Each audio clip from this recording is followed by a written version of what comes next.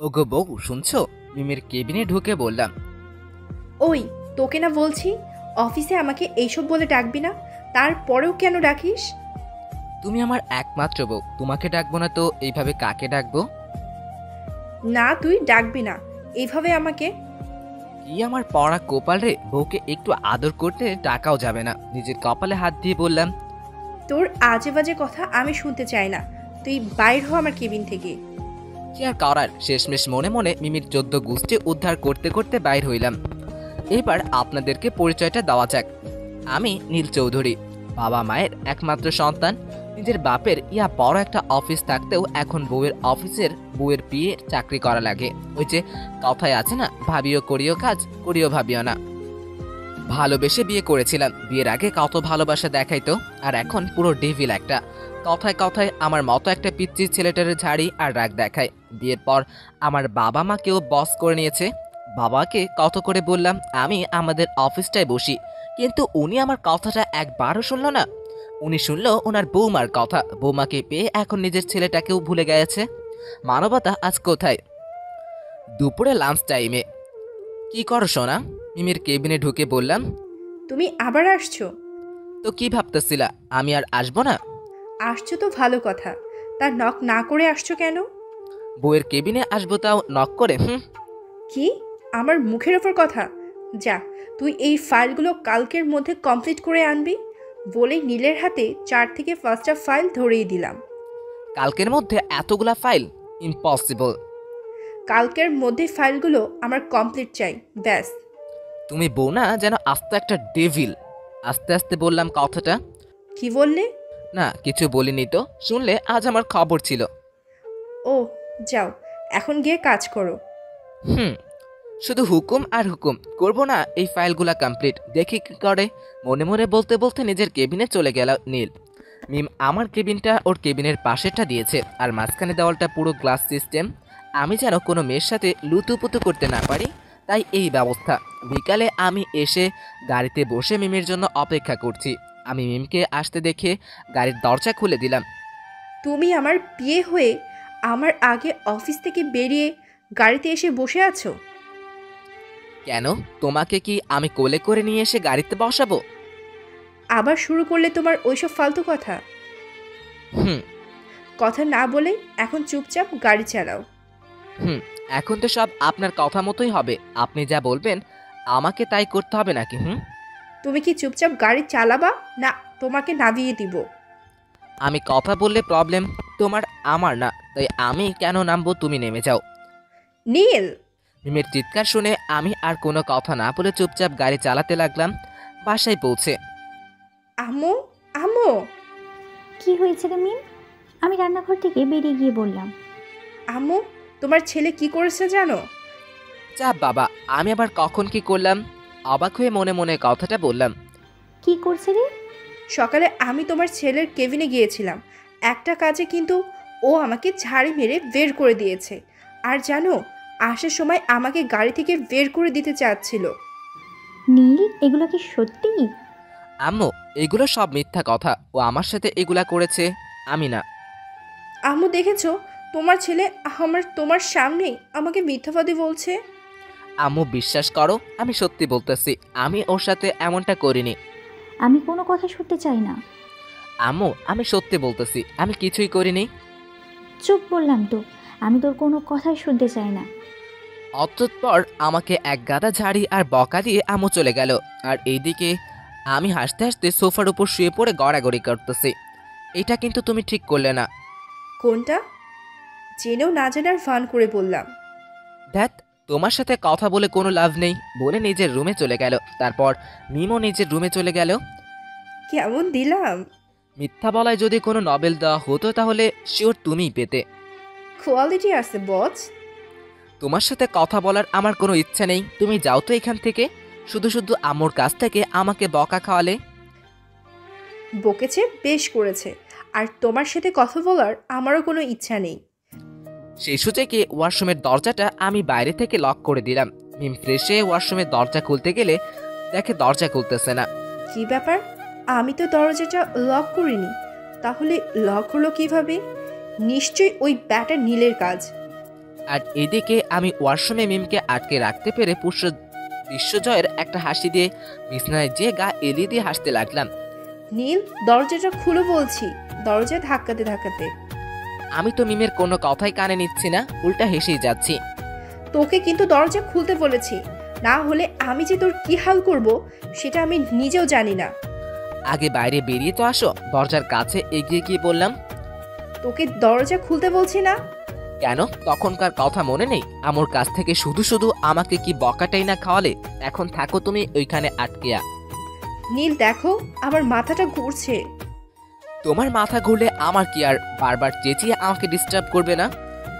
নীল বলে জোরে চিৎকার করে ধফাস করে নিচে পড়ে গেলাম। মিমের চিৎকার আর ভিতর থেকে কিছু পড়ার আওয়াজ শুনে আমি দৌড়ে গিয়ে ওয়াশরুমের দরজা খুলে দেখি মিম নিচে পড়ে আছে। তারপর মিমকে নিচ থেকে তুলে কোলে করে রুমে নিয়ে এসে বিছানায় শুইয়ে দিলাম। বিছানায় শুয়ে দেওয়ার সাথে সাথে মিম চোখ টিপ মেরে আমাকে বলল, কেমন দিলাম? ইউ ড্রামা কুইন, আবার আমাকে ঠকালো। হ্যাঁ, তুমি কি ভাবছো আমার সাথে পাঙ্গা নিয়ে তুমি পারবে? তুমি যা চিজ। তখন কি যেন বলেছিলা? আমি আবার কখন কি বললাম? এখন তো কিছুই মনে পড়বে না। আমাকে ওয়াশরুমে আটকে রাখার শাস্তি তো তোমাকে পেতেই হবে।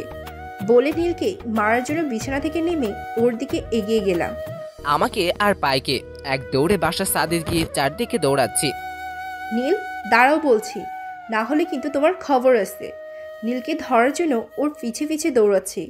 না, আমার মায়ের খাওয়ার একটু শখ নেই বলে দৌড়াতে লাগলাম।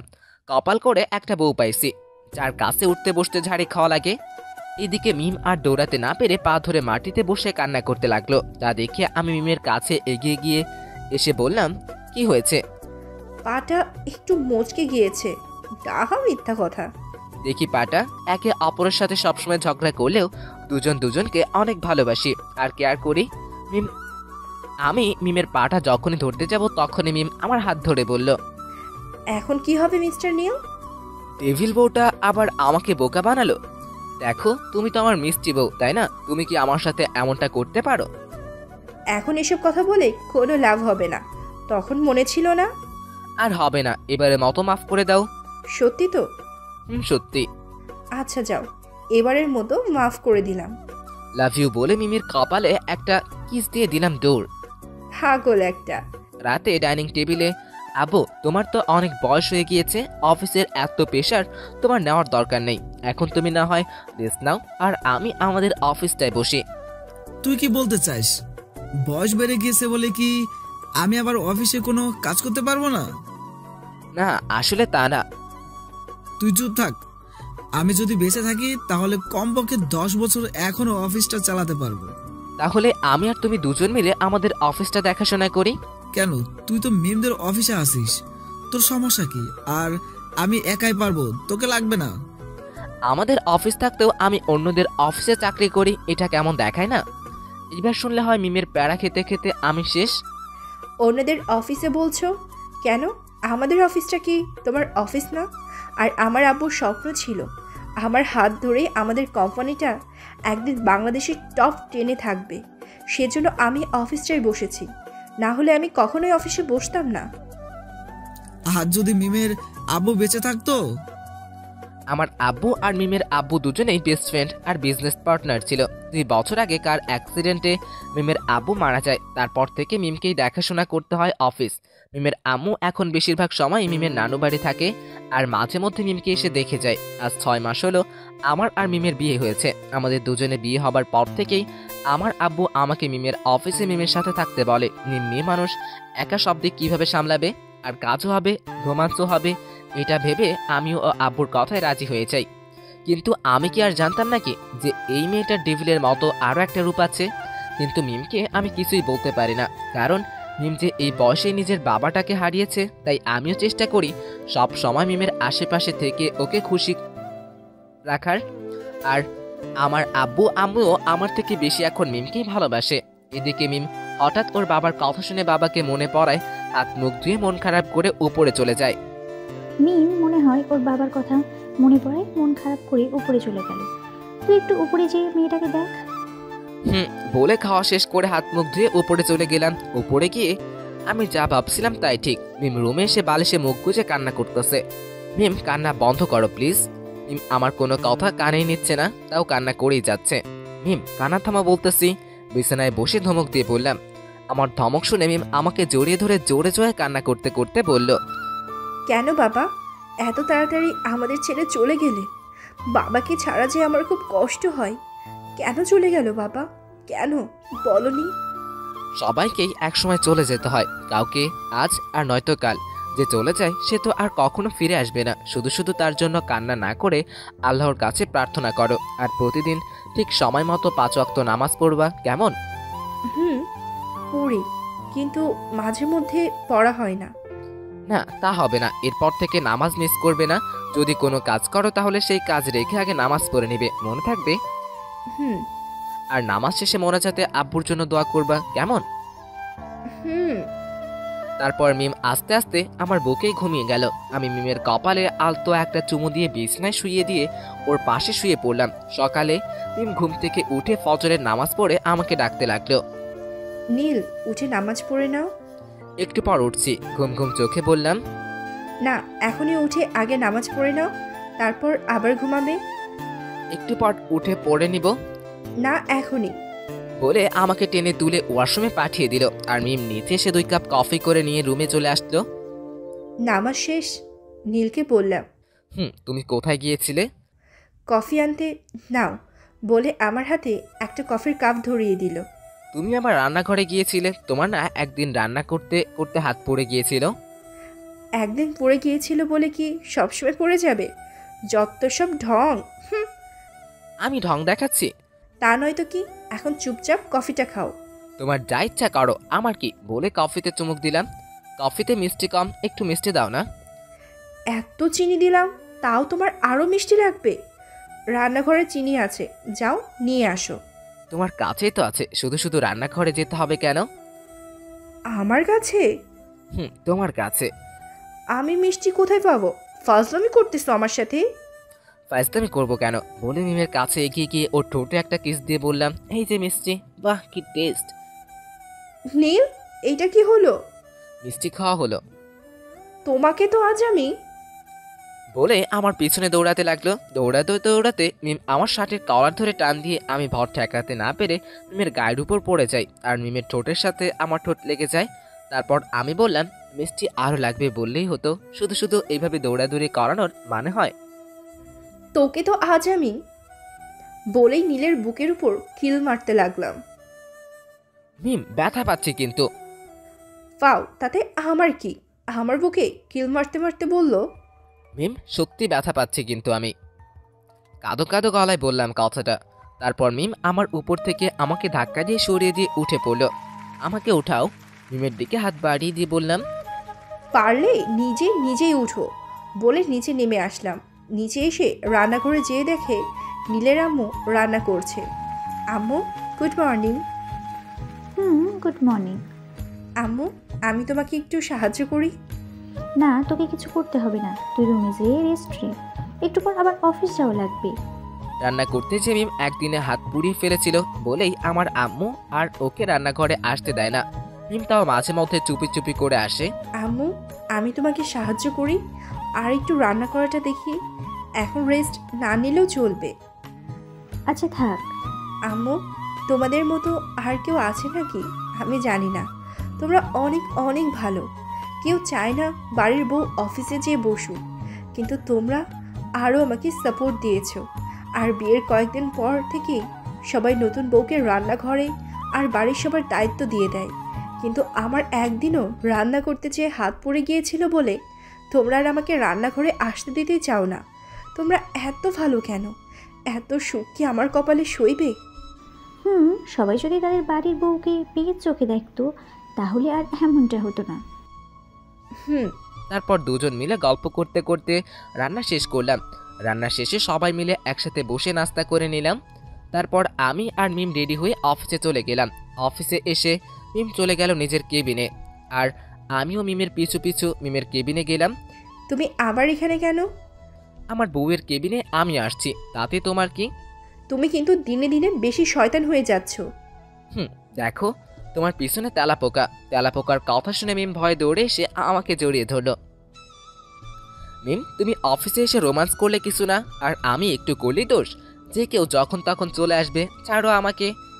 তেলাপোকাটা সরাও প্লিজ, আমার ভয় করছে।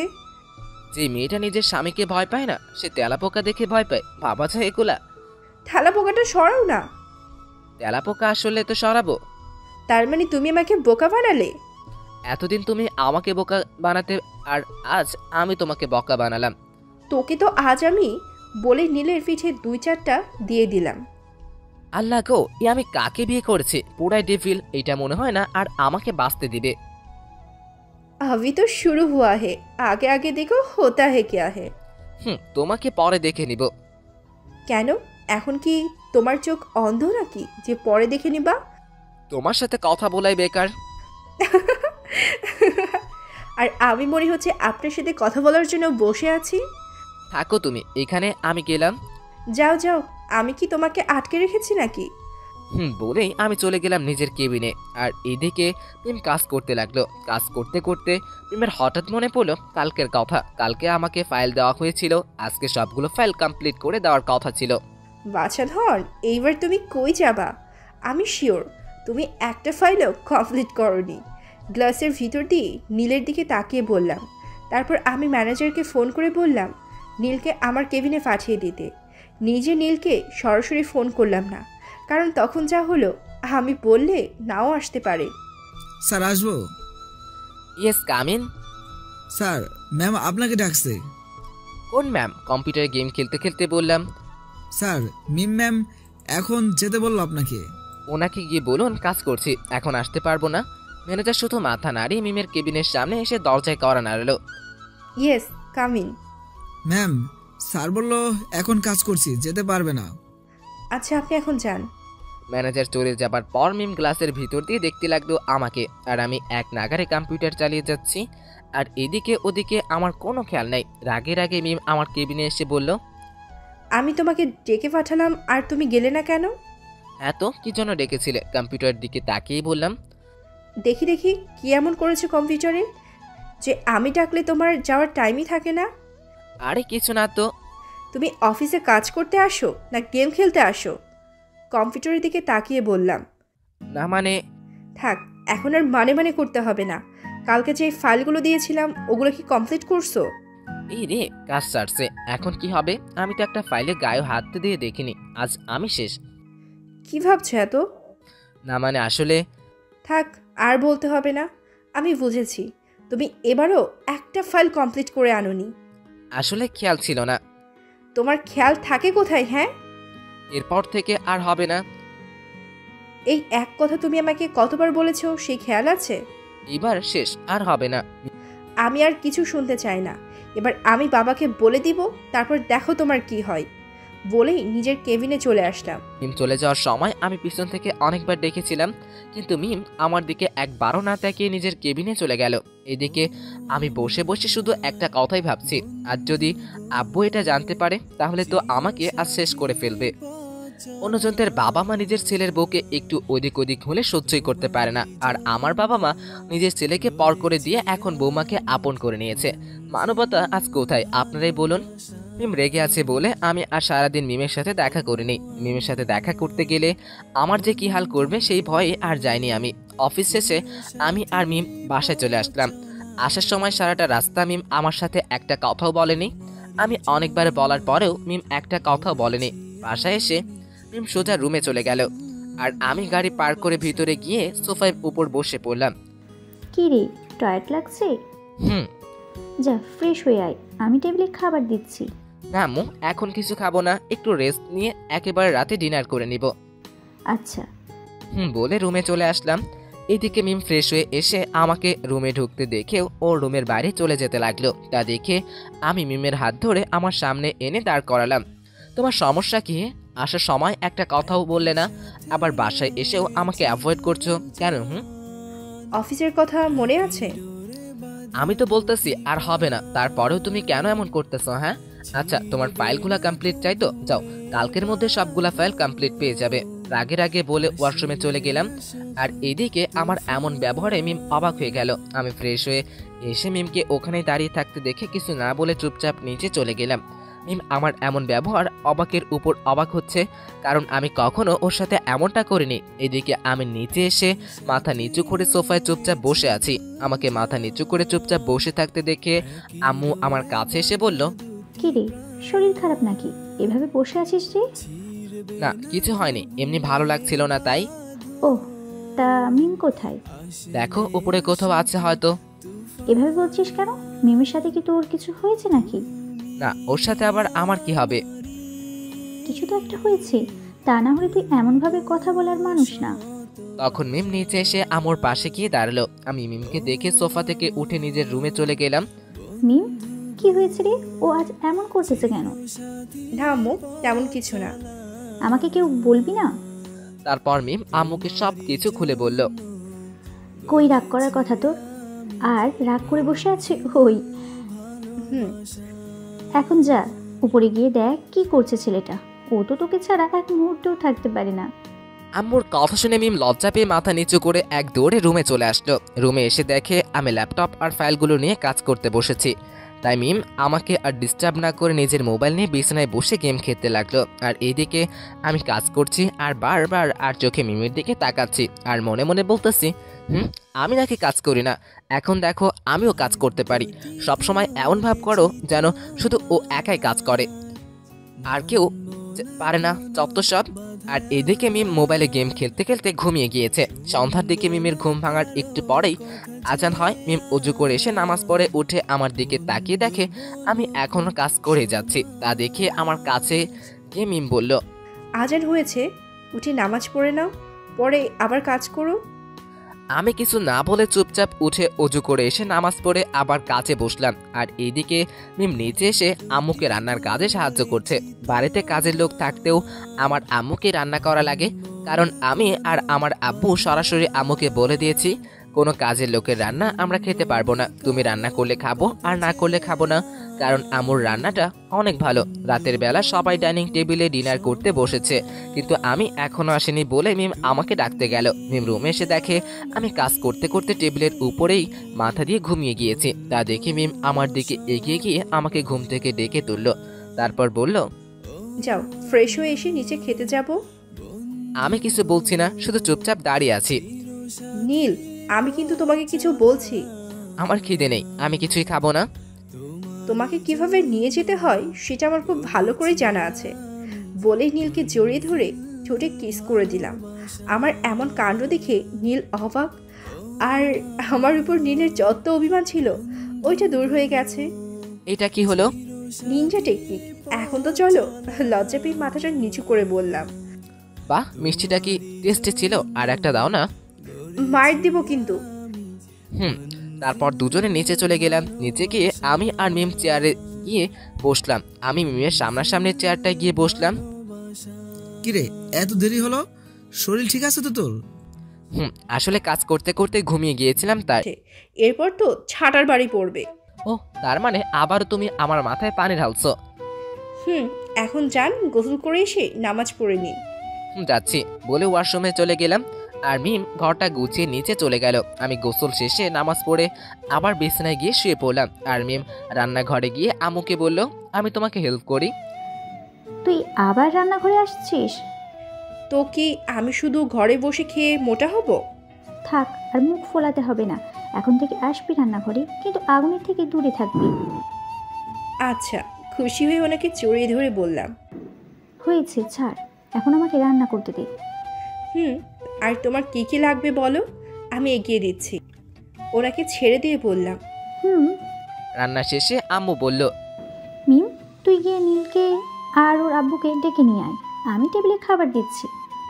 আচ্ছা বলে রান্নাঘর থেকে বেরিয়ে প্রথমে আব্বুর রুমে গেলাম। আব্বু, আসবো? আয়, তুই আসবি আবার কিসে জিজ্ঞেস করা লাগে নাকি? আব্বু, তুমি নাস্তা করতে আসো, আম্মু টেবিলে খাবার দিচ্ছে। আর আমি গিয়ে নীলকে ডেকে নিয়ে আসি। আচ্ছা যা, আমি আসছি। হ্যাঁ বলে চলে আসলাম নীলের রুমে। রুমে এসে দেখে আমি আবারও ঘুমিয়ে গিয়েছি। দেখো এমনভাবে শুয়ে আছে যেন উনি নবাব সিরাজউদ্দিন দৌলা। দাঁড়া, তোর ঘুম আজ আমি ছোটাচ্ছি বলে নীলকে ধাক্কা মেরে বিছানা থেকে নিচে ফেলে দিলাম।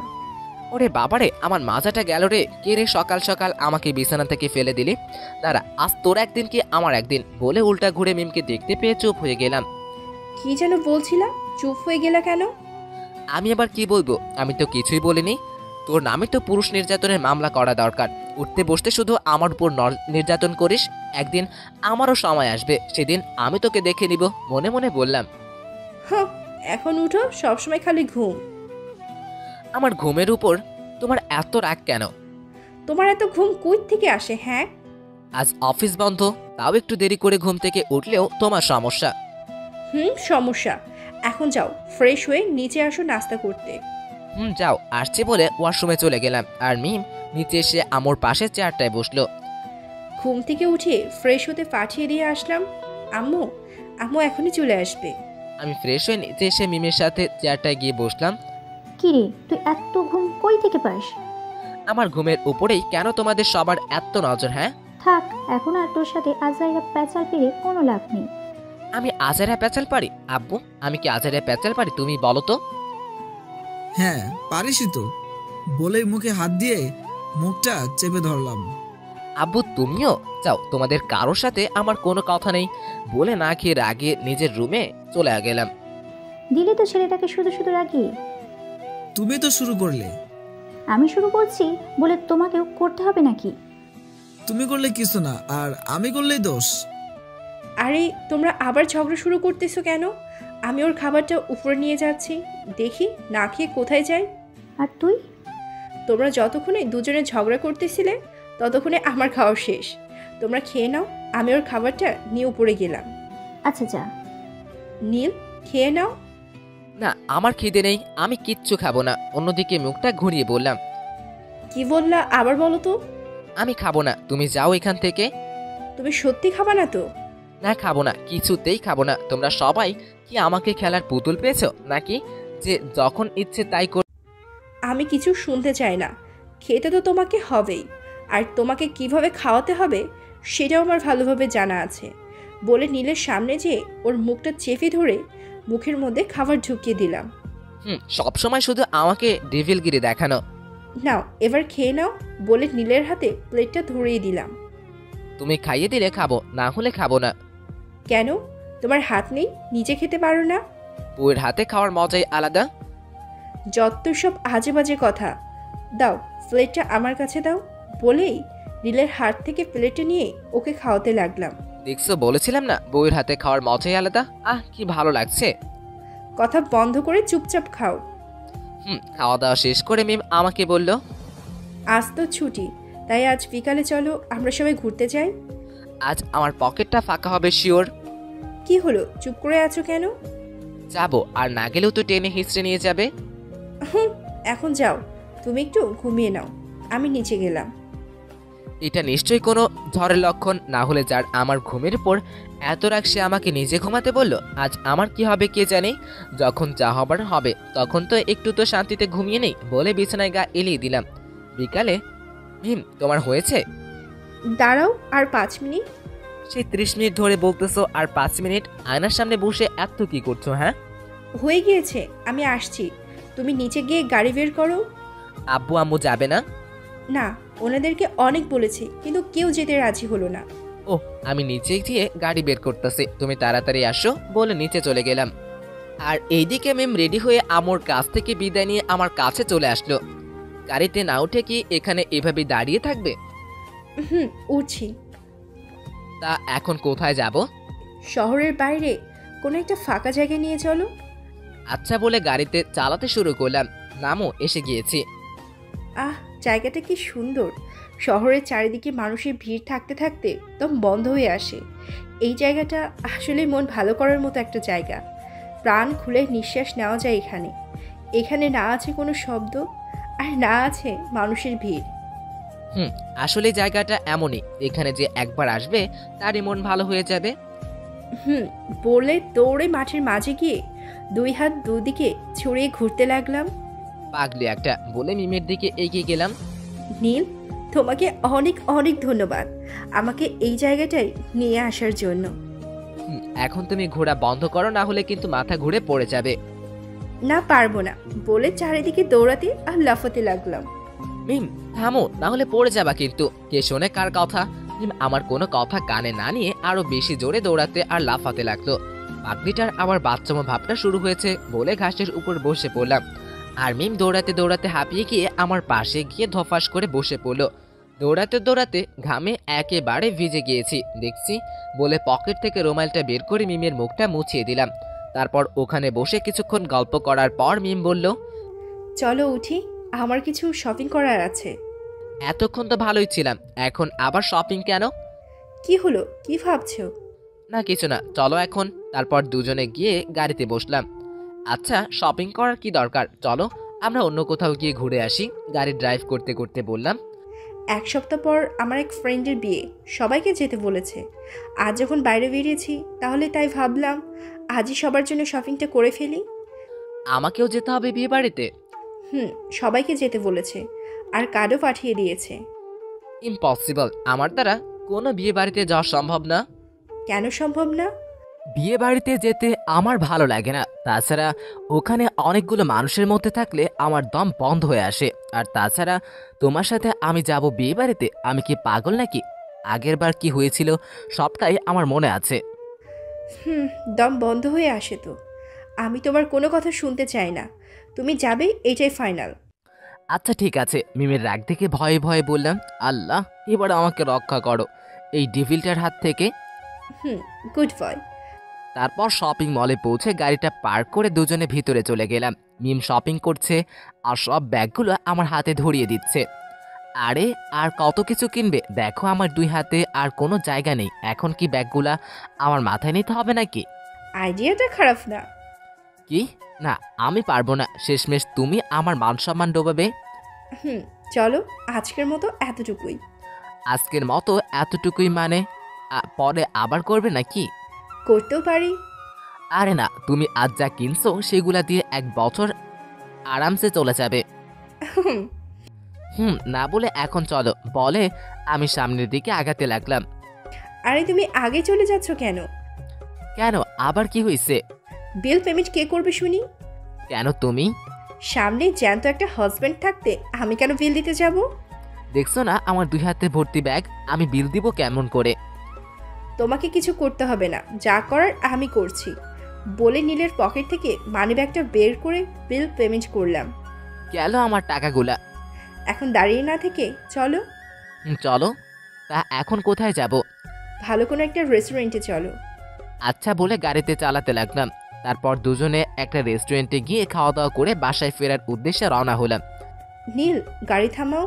কি হয়েছে? আইসক্রিম খাবো। এখন আইসক্রিম পাবো কোথায়? ওই যে দেখো সামনে, আইসক্রিমওয়ালাকে দেখিয়ে বললাম। তুমি না একটু আগে খেয়ে আসলে, এখন আবার আইসক্রিম খাওয়া লাগে তোমার? দাও না এনে। যাচ্ছি বলে গাড়ি থেকে বেরিয়ে সামনের দিকে আগাতেই হঠাৎ সামনে থেকে একটা গাড়ি এসে ধাক্কা দিল। এইদিকে মিম কিছু একটার আওয়াজ শুনে ভয়ে চোখ বন্ধ করে জোরে চিৎকার করে উঠল। কি হয়েছে, এভাবে চিৎকার করে উঠলে কেন? তোমার কিছু হয়নি তো? আমার আবার কি হবে, তুমি কান্না থামাও। তাহলে অ্যাক্সিডেন্ট হলো কিসের? একটা ট্রাক এসে আমার সামনে একটা খাম্বায় বাড়ি মারছে। আল্লাহর কাছে শত শত শুক্রিয়া যে তোমার কিছু হয়নি। এখন তুমি চুপ করে এখানে বসে থাকো, আমি তোমার জন্য আইসক্রিম নিয়ে আসছি। না, এখন কোথাও যাওয়া লাগবে না, চলো বাসায় যাই। আরে পাগলি, ভয় পাচ্ছ কেন? আর কিছুই হবে না, আমি যাব আর আসব। না থাক, যাওয়া লাগবে না, আমার অনেক টায়ার্ড লাগছে, তুমি বাসায় চলো তো।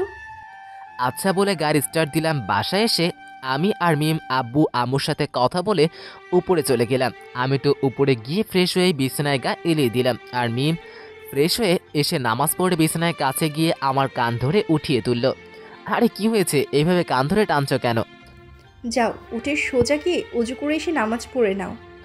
যাচ্ছি বলে উঠে উজু করে এসে নামাজ পড়ে নিলাম। একটা হবে নাকি? কি? মিষ্টি?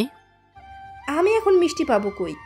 তোমাকে দিতে হবে না, আমার লাগবে, আমি নিজেই নিয়ে নিচ্ছি বলে মিমের সামনে এগিয়ে গিয়ে ওর ঠোঁটের সাথে নিজের ঠোঁট মিশিয়ে দিলাম। বাকিটা ইতিহাস। পরের দিন সকালে আমি আর মিম রেডি হয়ে নাস্তা করে অফিসের উদ্দেশ্যে রওনা হলাম। অফিসে এসে নিজের কেবিনে যেতে যেতে মিম আমাকে বলল, আজ 11টায় মিস্টার জাফর সাহেবের মেয়ের মারিয়ার সাথে মিটিং আছে, তুমি সব কিছু রেডি করে রেখো কেমন? আচ্ছা এই ডিলটা হলে আমাদের কোম্পানির অনেক লাভ হবে। আচ্ছা, তুমি নিজের কেবিনে যাও, আমি সব কিছু রেডি করতেছি। বলে নিজের কেবিনে চলে আসলাম। আমি নিজের কেবিনে এসে কাজের সব ফাইলগুলো একবার করে চেক করে গুছিয়ে নিলাম। আর এদিকে 11টার দিকে মিস মারিয়া আর ওনার পিএ তিশা আসলো আমাদের অফিসে। তারপর ম্যানেজার মিমকে বলল, ম্যাম, মিস মারিয়া আসছে। ওনাকে মিটিং রুমে নিয়ে যান, আমি আসছি বলে ফোন রেখে দিলাম। নীল, সব কিছু কি রেডি? মিস মারিয়া চলে আসছে। মিম আমার কেবিনে ঢুকে বলল, রেডি, চলো। টেবিলের উপর থেকে ফাইলগুলো নিয়ে চলে গেলাম মিমের সাথে। মিম আগে আগে যাচ্ছে আর আমি ওর পিছনে পিছনে যাচ্ছি। মিম মিটিং রুমে ঢুকে মিস মারিয়া আর ওনার পিএ তিশাকে সালাম দিল আর মিস মারিয়ার সাথে হাত মিলিয়ে ওনাকে বসতে বলল। আর আমি ফাইলগুলো নিয়ে ভিতরে গিয়ে টেবিলের উপর রেখে মিমের পাশে দাঁড়িয়ে রইলাম। দাঁড়িয়ে আছো কেন? বসো। আমাকে পাশে দাঁড়িয়ে থাকতে দেখে বললাম। বলে মিমের পাশের চেয়ারে বসে পড়লাম। আর এদিকে মারিয়া আমাকে দেখার পর থেকেই হা হয়ে আমার দিকে তাকিয়ে আছে আর মনে মনে বলছে, I am crushed for this person.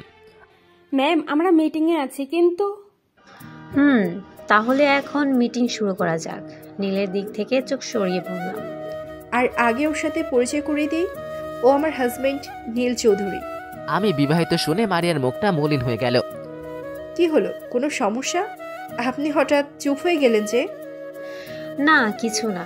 High mister Chowdhury. মুখে হাসি এনে নীলের দিকে হাত বাড়িয়ে বললাম। হ্যালো বলে মারিয়ার হাতের সাথে হাত মেলালাম।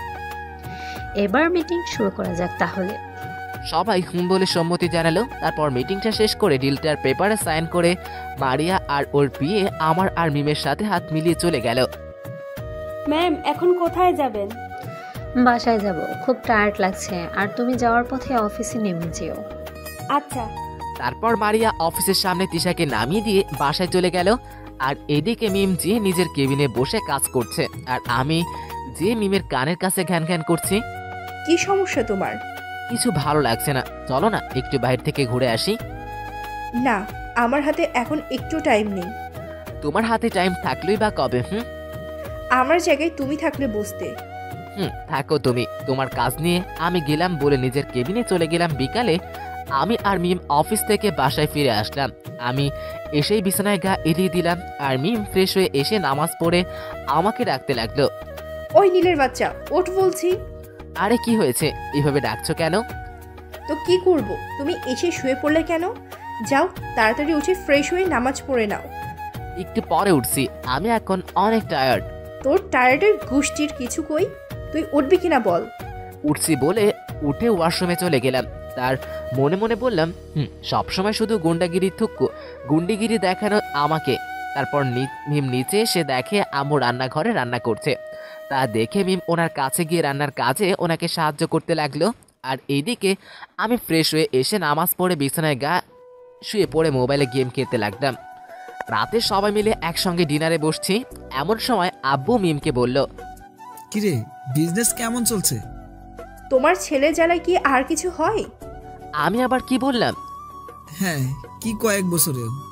তোমার ছেলে একটা ফাইলও ঠিকমতো কমপ্লিট করতে পারে না, সারাদিন অফিসে বসে শুধু গেমস খেলে। কত বড় মিথ্যা কথা! আমি নাকি একটা ফাইলও ঠিকমতো কমপ্লিট করতে পারি না আর সারাদিন বসে নাকি গেম খেলি। নীল, এটা সত্যি? আমি যদি এখন বলি এটা মিথ্যা, তাইলেও তো তুমি বিশ্বাস করবে না। তো শুধু শুধু জিজ্ঞেস করার কি দরকার? তোকে কি আমি এত কিছু বলতে বলেছি? হ্যাঁ। তারপর আর কি, আবারও আমি আব্বুর কাছ থেকে এতগুলো বকা খেলাম। আমার আব্বু আমাকে বকছিল আর মিম রাগী চোখে মিমের দিকে বারবার তাকাচ্ছিলাম আর মিম মুখ চেপে ধরে হাসছিল। তোমাকে আমি পরে দেখে নিব। হ্যাঁ, দেখে নিও, আমিও দেখি তুমি আমার সাথে কেমন পারো। ফো। খাওয়া দাওয়া শেষে আমি আর মিম নিজেদের রুমে চলে গেলাম। তুমি সবসময় আব্বুর কাছ থেকে আমাকে বকা খাও কেন? এত বকা খাও, তারপরও ভালো হও না কেন? আমি এমনই। হ্যাঁ, আমি এমনই। যাও, তোমার সাথে কোনো কথা নাই বলে মিমের অপর দিকে মুখ ঘুরিয়ে শুয়ে পড়লাম। আমি মনে হচ্ছে তোমার সাথে কথা বলার জন্য এখানে বসে আছি বলে দরজাটা বন্ধ করে লাইট অফ করে নীলের অপর দিকে মুখ ঘুরিয়ে শুয়ে পড়লাম। 7 দিন পর। মিম, তোমার হলো? হ্যাঁ আসছি। আর কত দেরি? এই তো চলে আসছি, এখন চলো। আমি মিমের দিকে তাকাতেই হা হয়ে গেলাম। মিমের পুরো পরীর মতো লাগছে।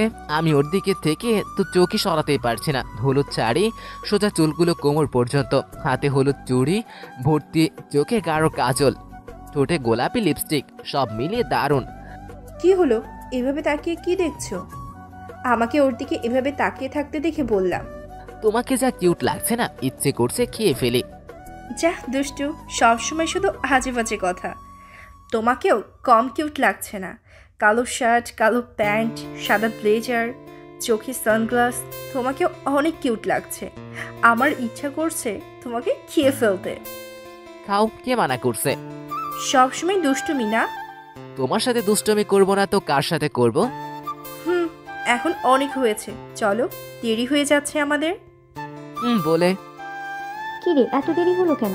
তোদের আমরা আছি কখন থেকে রেডি হয়ে বসে আছি। মিমির জন্য দেরি হলো। ওর রেডি হতে কত টাইম লাগে তুমি তো আর তা জানো না। কি, আমার রেডি হতে দেরি লাগছে? কত বড় মিথ্যা কথা! তুমি রেডি হওয়ার 1 মিনিট পরেই আমি রেডি হয়ে আসছি। হুম ফু, হুম থু। যা দিলে তো শার্ট নষ্ট করে ফেলে। মোটেও না, তোমার শার্টে কিছুই লাগেনি। তোরা আবার ঝগড়া শুরু করেছিস? এই তো প্রথমে শুরু করেছে। কি, আমি? না, তুমি প্রথমে শুরু করলে।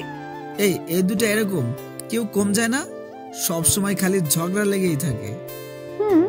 আরে তোরা থামবি, আমাদের দেরি হয়ে যাচ্ছে। ওদিকে মনে হয় তোর ফ্রেন্ডের গায়ে হলুদ শেষ হয়ে যাবে। ও হ্যাঁ, চলো সবাই জলদি। তারপর সবাই গিয়ে গাড়িতে বসলাম। 30 মিনিটের মধ্যেই আমরা পৌঁছে গেলাম বিয়ে বাড়িতে। সবাই আমার সাথে এসো, গাড়ি থেকে নেমে বলল। সবাই মিমের পিছু পিছু বাসার ভিতরে চলে গেল। মিমের বান্ধবী রিয়া মিমকে দেখে ওর সামনে এসে ওকে জড়িয়ে ধরলো। তোর উপর আমি কিন্তু অনেক রেগে আছি। কেন, আমি আবার কি করলাম?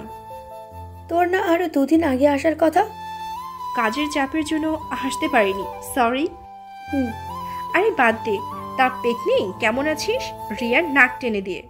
হ্যাঁ, শাকচুন্নি ভালো, তুই? আমিও ভালো। তার শেষমেশ তুই বিয়েটা করেই ফেললি। আপনারা সবাই বিয়ে করে বসে আছেন, আর আমি কি সিঙ্গেলই থাকবো নাকি?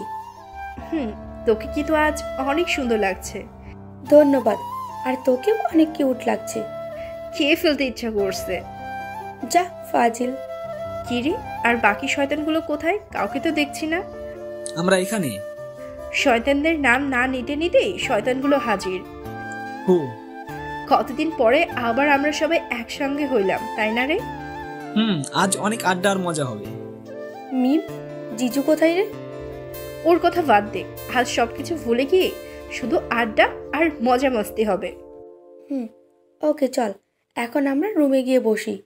সবাই বলে রিয়ার পিছু পিছু চলে গেল। আর এইদিকে আমি একা একা হাবার মতো দাঁড়িয়ে আছি। ভাইয়া কেমন আছেন? হ্যাঁ ভালো, তুমি? আমার আর মিমের বিয়েতে রিয়াদের সাথে রাহুলও গিয়েছিল। সেদিন থেকেই রাহুলের সাথে আমার পরিচয়। আমিও ভালো। তা আপনি এখানে একা একা দাঁড়িয়ে কি করছেন? চলুন আমাদের সাথে ওই দিকটায়। চলো বলে রাহুলের সাথে চলে গেলাম।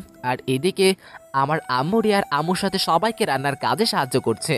রিয়ার আম্মু আমার আম্মুকে বারবার নিষেধ করছে কাজ না করার জন্য, কিন্তু কে শোনে কার কথা। উনি রিয়ার আম্মুর কোনো কথা কানে না নিয়েই রান্নার কাজে সবাইকে সাহায্য করছে। আর এদিকে আমার আব্বু একা একা চারদিক ঘুরে বেড়াচ্ছে দেখে রিয়ার আব্বু গিয়ে ওনার সাথে যোগ দিল। আর এদিকে মিম আর ওর বান্ধবীরা সবাই রিয়ার রুমে বসে আড্ডা দিচ্ছে আর হাসাহাসি করছে। তখনই আমি, রাহুল আর রাহুলের কিছু ফ্রেন্ড রিয়ার রুমের দরজার সামনে দিয়ে যাচ্ছিলাম। রুমের ভিতর থেকে হাসাহাসির আওয়াজ শুনে আমি দাঁড়িয়ে গিয়ে সবাইকে বললাম, ভিতরে সবাই আড্ডা দিচ্ছে আর আমরা এদিক ওদিক ঘোরাঘুরি করছি, চলো সবাই ওদের সাথে আড্ডায় জয়েন দেই। এখানে কি? বউকে মিস করছে, সেই জন্য আসছে মনে হয়। বউকে না, শালিগুলাকে মিস করছি বলে চলে আসছি। শালিগুলোকে মিস করার জন্য আসছেন? শালিগুলোর সামনে বউকে মিস করার কথা বলতে পারবেন না বলে এখন শালিগুলোকে মিস করছি বলছেন? বুঝি, আমরা সবই বুঝি। তোমরা তো সবাই বুঝো। হুম আমরা আসছি তোমাদের সাথে আড্ডায় জয়েন দিতে। না, আমাদের আড্ডার মাঝে আমরা কোনো ছেলেকে ঢুকতে দিব না। কেন? সেই কৈফত তোমাকে দিতে হবে নাকি? যত সব। যাও এখন, বেরো এখান থেকে। যাচ্ছি যাচ্ছি বলে আমি সবাই কিনে চলে গেলাম। আর মিম গিয়ে ভিতর থেকে দরজা আটকায় দিল। ভাইয়া তুমি এত সহজে হার মেনে গেলে? আমি এত সহজে হার মারার পাত্র না, মাথায় একটা প্ল্যান ঘুরপাক খাচ্ছে। কি প্ল্যান? আরে আস্তে আস্তে ওরা শুনে ফেলবে তো। তারপর সবাই আমাকে চারদিকে ঘিরে ফেললো, আর আমি প্ল্যানটা সবাইকে বুঝিয়ে দিলাম কি কি করতে হবে। বুঝছো সবাই? তাহলে এখন সবাই কাজে লেগে পড়ো। আমি আর ও রাহুলের বন্ধু একদিকটা নজর রাখছি, তারপর সবাই ওইখান থেকে চলে গেল। শুধু আমি আর রাহুলের একটা ফ্রেন্ড মিলে এদিকটা নজর রাখছিল। কিছুক্ষণ পর কাজ শেষ, এই যে প্যাকেট। হাতে একটা প্যাকেট এগিয়ে দিয়ে বলল, এখন এগুলোকে ভিতরে দিব কেমন করে? দরজার নিচে দিয়ে দেই। না, তাহলে সবগুলোই বেরিয়ে আসবে। তাহলে জানালাটা হালকা একটু খুলে প্যাকেটের মুখটা খুলে ওইগুলা নিচে ফেলে দিলেই কাজ হয়ে যাবে। কি বলো তোমরা? আইডিয়াটা ভালো। তারপর আমি যে জানালাটা হালকা খুলে আরশোলাগুলো রুমের মধ্যে ফেলে দিলাম। আর এদিকে ওরা সবাই আড্ডা দিতে দিতে হঠাৎ মিমের চোখ গেল আরশোলার দিকে। মিম আরশোলাগুলোকে দেখার সাথে সাথেই এক লাফ দিয়ে বিছানায় উঠে জোরে জোরে আরশোলা বলে চিৎকার করতে লাগলো। সবাই নীলার চিৎকার শুনে আশেপাশে তাকাতেই একসঙ্গে এতগুলা আরশোলাকে এদিক ওদিক ছোটাছুটি করতে দেখে ওরা সবাই চিল্লিয়ে উঠে কেউ লাফ দিয়ে বিছানায় উঠলো, আবার কেউ কেউ সোফায় উঠে লাফাতে লাগলো। আর এদিকে আমরা সবাই জানালার হালকা ফাঁকা করে ওদের এমন অবস্থা দেখে হাসতে হাসতে শেষ। ভাইয়া তুমি যা দিলে না, দেখছো আমার সাথে পাঙ্গা নেওয়ার ফল কি? ভাইয়া সত্যি ইউ আর গ্রেট। এদিকে মিমের সবাই লাফালাফি করতে করতে হঠাৎ মিম জানলার দিক থেকে হাসির আওয়াজ শুনতে পেয়ে ওই দিকটা তাকাতেই দেখলো সবাই পেট চেপে ধরে হাসছে। মিমের আর বুঝতে বাকি রইল না যে এটা কাজটা কার। সবাই এখানে না লাফালাফি করে বাইরে চল বলে এক দৌড়ে রুমের বাইরে চলে আসলাম। আমাকে দৌড় দিতে দেখে সবাই আমার পিছনে দৌড় দিয়ে রুমের বাইরে চলে আসলো। আরে দরজাটা কেউ আটকে রাখো নাই কেন তোমরা? খেয়াল ছিল না। এখন আমাদের কি হবে? আরে আমি আছি না, ভয় পাচ্ছ কেন তোমরা? তাহলে এইটাই তোমাদের কাজ? আমরা কিছুই করিনি, আমরা সবাই এদিক দিয়ে যাচ্ছিলাম আর তোমাদের চিৎকার শুনে এখানে এসে দাঁড়ালাম। তোমাকে আমার খুব ভালোভাবেই চেনা আছে। তোমাকে আমার খুব ভালোভাবেই চেনা আছে যত সব। চলো সবাই বলে আমি সবাইকে ডেকে নিয়ে চলে গেলাম। যাও যাও, তোমাকে আমি পরে দেখে নিব। কি রে, এভাবে ছেড়ে দিলি ওদেরকে? মিমের সাথে পাঙ্গা নিছো না? আমি কি এত সহজে ওদেরকে ছেড়ে দিব নাকি? তাহলে কি করবি এখন?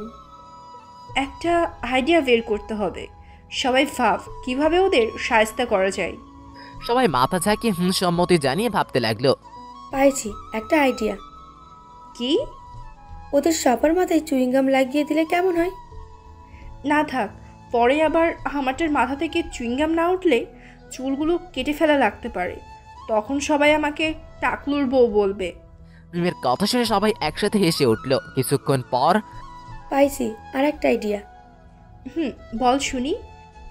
সবার চুলে রং লাগিয়ে দিলে কেমন হয়? রিয়া, তুই কি চুল ছাড়া আর কিছু নিয়ে আইডিয়া পাস না? এত সুন্দর আইডিয়া দিলাম, তাও তোর পছন্দ হলো না? তোর আইডিয়া তোর কাছেই রাখ। আর তোর না হয় আজ বাদে কাল বিয়ে, তা তোর আমাদের সাথে কি? যা নিচে যা।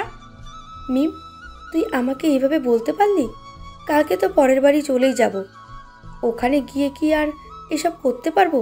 তাই তোদের সাথে একটু মজা মাস্তি করছিলাম। আর তুই? ওলে বাবালে, রাগ করে না, থাক তুই আমাদের সাথে। সত্যি?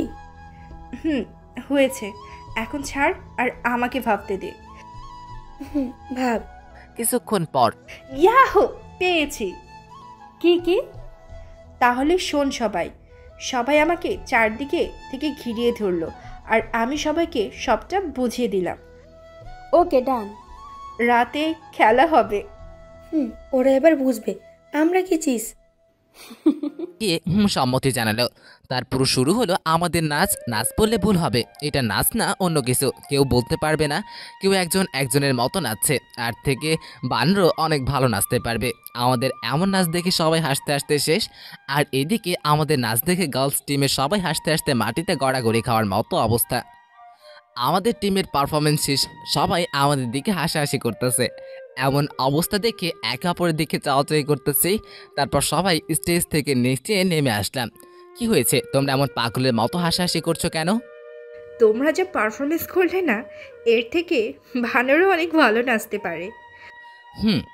তারপর সবাই এক এক করে হাসি থামালো। এখন রেজাল্ট জানানোর টাইম।